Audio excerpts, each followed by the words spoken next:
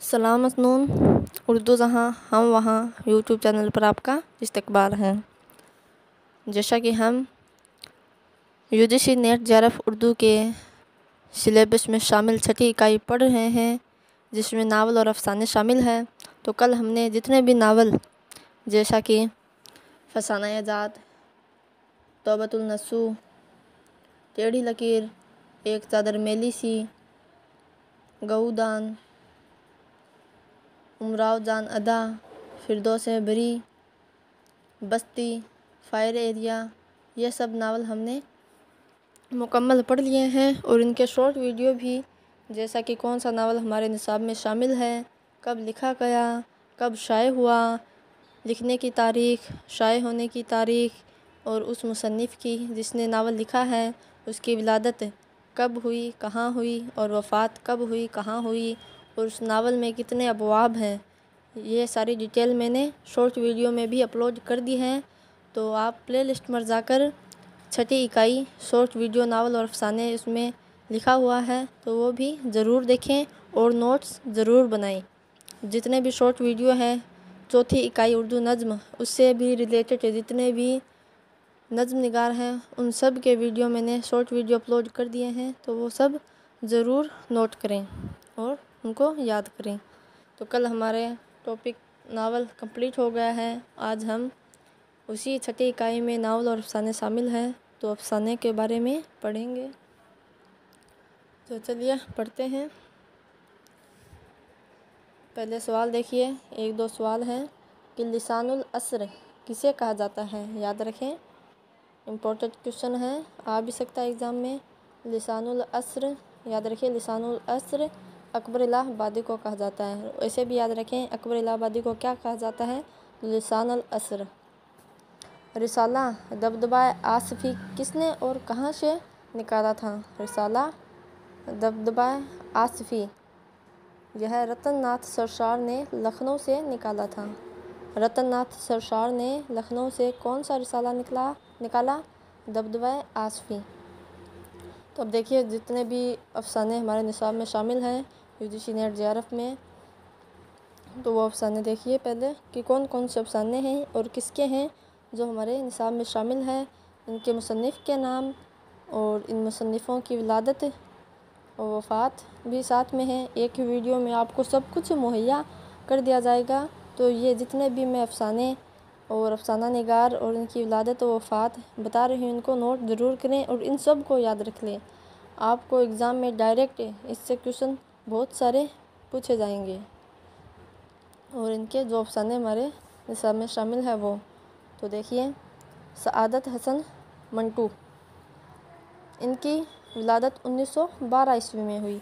याद रखें, सआदत हसन मंटू, इनकी विलादत 1912 ईस्वी में हुई और वफ़ात 1955। बहुत ही मुख्तसर ज़िंदगी इन्होंने पाई, 52-12। तो इन्होंने कितनी ज़िंदगी बसर की?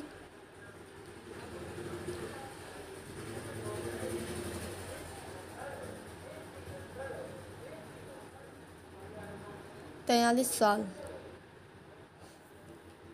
43 साल इन्होंने पाई थी। इतनी कम उम्र में भी इन्होंने अपने उर्दू अदब में बहुत ऊंचा मुकाम हासिल कर लिया था। अगर सोचिए, ये अगर और जीते तो इनका मुकाम कहाँ से कहाँ होता, लेकिन फिर भी इतनी मुख्तसर उम्र में इन्होंने बहुत कुछ हासिल कर लिया था। तो सआदत हसन मंटू 1912 इनकी विलादत और वफ़ात 1955। और जो इनका अफसाना हमारे निसाब में शामिल है वो है ठंडा गोश्त। अभी मैं आपको ये अफसाने बता दूंगी, बाद में हम डिटेल से इन सारे अफसानों की तफसील जानेंगे। दूसरे अफसाना निगार हैं कृष्ण चंद्र, इनकी विलादत 1914 और वफ़ात 1977। याद रखें, 1914 विलादत और वफ़ात 1977। और इनका जो अफसाना है हम वहशी हैं, ये हमारे निसाब में शामिल है। वैसे तो इन्होंने बहुत सारे अफसाने लिखे हैं, लेकिन यहाँ जिक्र उन्हीं अफसानों का हुआ है जो यूजीसी नेट जेआरएफ उर्दू के सिलेबस में शामिल है। तो हम वहशी हैं, यह कृष्ण चंद्र का है। राजेंद्र सिंह बेदी, इनकी विलादत 1915 में हुई और वफ़ात 1984 ईस्वी में। और इनका अफसाना अपने दुख मुझे दे दो। इस्मत चुगताई 1915। इस्मत चुगताई और राजेंद्र सिंह बेदी, इनकी विलादत एक ही साल में हुई है 1915 में, और इस्मत चुगताई की वफ़ात 1991 ईस्वी में। और जो इनका अफसाना है निसाब में वो है चोटें। ख्वाजा अहमद अब्बास 1914 ईस्वी में। याद रखिए, कृष्ण चंद्र और ख्वाजा अहमद अब्बास इन दोनों की विलादत एक ही साल में हुई है। और राजेंद्र सिंह बेदी और इस्मत चुगताई इन दोनों की विलादत भी एक ही साल में हुई है 1915। याद कैसे रखें? राजेंद्र सिंह बेदी आखिर में ई आ रहा है, और इस्मत चुगताई इसमें भी ई आ रहा है, तो इन दोनों की सेम है 1915। और कृष्ण चंद्र ख्वाजा अहमद अब्बास, इनको ऐसे याद रखें कि इसमें किसी में भी नुक्ता नहीं है। चंद्र आखिर में रे आ रहा है तो इसमें नुक्ता नहीं है, और ख्वाजा अहमद अब्बास इसमें सीन आ रहा है, इसमें भी नुक्ता नहीं है। तो ऐसे याद रखें, इन दोनों की सेम है 1914 और 1914। और ख्वाजा अहमद अब्बास की वफ़ात 1987 ईस्वी में, और कृष्ण चंद्र की 10 साल पहले 1977। तो ऐसे इनको याद रखें। और इनका जो अफसाना शामिल है, एक लड़की।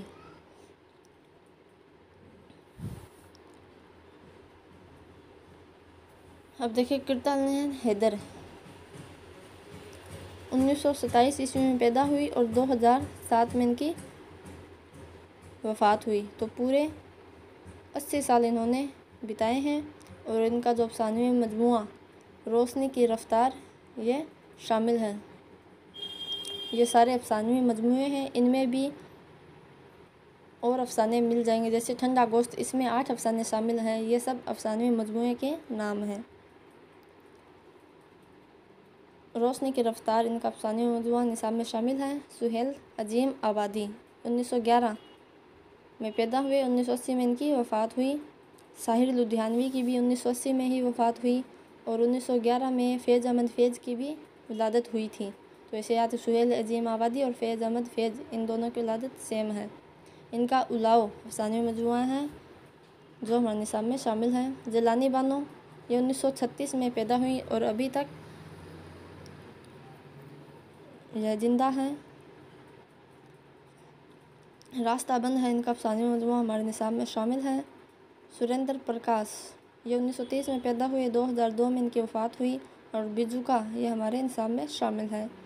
गियास अहमद गद्दी, कल हमने पढ़ा था इलियास अहमद गद्दी का नावल फायर एरिया, और आज हम उन्हीं के ये बड़े भाई हैं गियास अहमद गद्दी। ये 1928 में पैदा हुए, 1986 में इनकी वफ़ात हुई।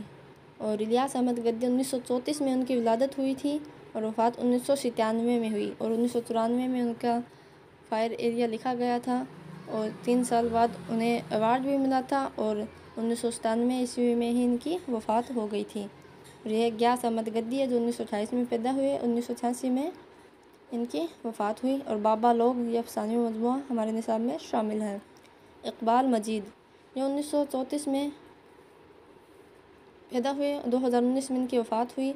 तमाशा घर ये हमारे निसाब में शामिल है। अब देखें अफसाने के लुग़वी मायने। झूठी बात, सरगजश्त, किस्सा, कहानीदाता वगैरह।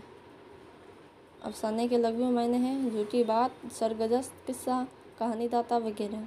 सआदत हसन मंटू के मुताबिक एक तासीर ख्वाह वह किसी का हो अपने ऊपर मुसल्लत करके इस अंदाज से बयान करना कि वह सुनने वाले पर वही असर पैदा करे, यह अफसाना है। अफसाने के अज्जाए तरकीबी देखिए, प्लाट, किरदार, नुक्ताए नज़र, माहौल और फ़िज़ा, असलूब, आगाज़ व इख्तिताम, वहदत तासीर। ये इसके अज्जाए तरकीब याद रखें, प्लाट, किरदार, नुक्ताए नज़र, माहौल और फ़िज़ा, असलूब, आगाज़ व इख्तिताम, वहदत तासीर। उर्दू अफसाने के इब्तदाई नक़ूस दास्तानों में नज़र आते हैं। उर्दू अफसाने के इब्तदाई नक़ूस दास्तानों में नज़र आते हैं। एहतिशाम हुसैन के मुताबिक उर्दू अफसाने के मुवज्जिद मुंशी प्रेमचंद हैं। उर्दू अफसाने के मुवज्जिद एहतिशाम हुसैन के मुताबिक मुंशी प्रेमचंद हैं। वक़ार अजीम और कमर रईस के मुताबिक उर्दू का पहला अफसाना प्रेमचंद ने दुनिया का सबसे अनमोल रतन ये लिखकर किया था। 1904 ईस्वी में प्रेमचंद ने दुनिया का सबसे अनमोल रतन ये अफसाना लिखकर उर्दू अफसाने का आगाज़ किया था। और यह किसके मुताबिक है? वक़ार अज़ीम और कमर रईस के मुताबिक कि उर्दू का पहला अफसाना प्रेमचंद ने दुनिया का सबसे अनमोल रतन जो 1904 में लिखा गया था उसे लिखकर अफसाने का आगाज़ किया था। डॉक्टर मोहम्मद सादिक के मुताबिक उर्दू का पहला अफसाना सर सैयद अहमद ख़ान का गुजरा हुआ ज़माना है। और सब लोगों ने अपने अपने हिसाब से अलग अलग मुसन्निफ़ों को माना है। तो डॉक्टर मोहम्मद सादिक ने सर सैयद सादिक और सर सैयद अहमद ख़ान, इसे याद रखें। डॉक्टर मोहम्मद सादिक के मुताबिक उर्दू का पहला अफसाना निगार सर सैयद अहमद ख़ान का है और उसका नाम है गुजरा हुआ ज़माना। फरमान फतेहपुरी के मुताबिक उर्दू का पहला अफसाना सज्जाद हैदर यलदरम का नशा की पहली तरंग 1900 ईस्वी में है। फरमान फतेहपुरी ने उर्दू का पहला अफसाना सज्जाद हैदर यलदरम के नशा की पहली तरंग जो 1900 ईस्वी में इन्होंने लिखा था उसे करार पाया है। मिर्ज़ा हामिद बेग के मुताबिक राशिद उल खेरी का नसीर और खतीजा जो 1903 में लिखा गया उसे बताया है। लेकिन असल में जो है, अगर एग्ज़ाम में आ जाए कि उर्दू का पहला अफसाना निगार कौन है तो वो मुंशी प्रेमचंद को ही माना जाता है। और इनके पहले अफसाने का नाम है दुनिया का सबसे अनमोल रतन, 1904 में लिखा गया, इसको याद रखें। ये सब ने अपनी अपनी राय लिखी है लेकिन असल में मुंशी प्रेमचंद ही है। 1904 में इन्होंने दुनिया का सबसे अनमोल रतन लिखकर अफसाने की शुरुआत की थी। तो ये थे आज के हमारे जितने भी अफसाने निगार जो हमारे निसाब में शामिल हैं उनके बारे में इंशाल्लाह सब पर, जैसे सआदत हसन मंटू, कृष्ण चंद्र, इन सब के जो भी अफसानवी मजमूए ये हैं उन पर भी तफसील से जानने की कोशिश करेंगे। आज बस इतना ही। अल्लाह हाफिज़।